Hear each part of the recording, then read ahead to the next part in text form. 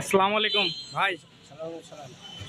ভাই আপনি তো হেভি কষ্টের মধ্যে আছেন না হ্যাঁ ভাই। ভাই? অডিয়েন্সের জন্য যদি গাইজদের জন্য কিছু বলতে চান তাহলে বলেন।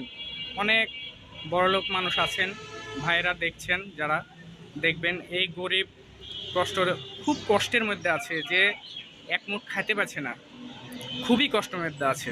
দেখছেন তো, সকাল থেকে ধরে না খেয়ে আছে, সেই অবস্থা। মানে কেউ যে দুই মুঠ খাওয়াবে এই অবস্থাও কারো নাই, কেউ একটু দয়ামায়াও করে না।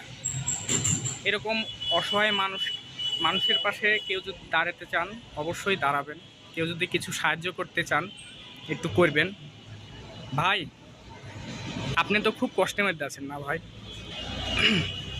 ভাই সবার উদ্দেশ্যে কি বলতে চান ভাই? যে ভিডিওটা শেয়ার করে দিক না ভাই?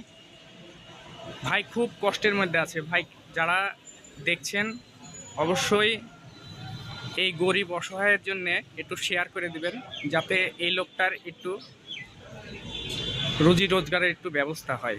আর যারা আছেন তারা একটু দেখবেন এই অসহায় মানুষটার দিকে, খুব কষ্টের মধ্যে আছে। কত টাকা কত পয়সা কত দিকে খরচ করে ফেলেন, কিন্তু এরকম অসহায় মানুষের পাশে যদি দাঁড়ান হয়তো আপনাকে আল্লাহ অনেক ভালোবাসবে। খুবই কষ্টের মধ্যে আছে, দুই মুঠ ভাতের জন্য যে কত কষ্ট করছে সে নিজে ছাড়া আর কেউ বুঝতে পারবে না। সে কাঁদছে, দেখছেন সে কত অসহায় হয়ে আছে, তার মা বাপ নাই, কেউ দেখার মতন কেউ নাই। যদি কেউ এই লোকটার পাশে একটু এসে দাঁড়ান। এনার ঠিকানা হচ্ছে রাজশাহী তালাইমারি করইতলা মসজিদের চায়ের দোকানে এসে খোঁজ করলেই পাওয়া যাবে।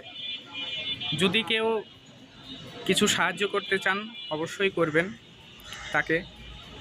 তার মুখের দিকে তাকায় দেখবেন যে খুব খুব কষ্টের মধ্যে আছে, এক মুঠ ভাত খেতে পায় না। সে বলছে কালকে নাকি সকাল থেকে না খেয়ে আছে, আমি নিয়ে যেয়ে কিছু খাওয়ালাম।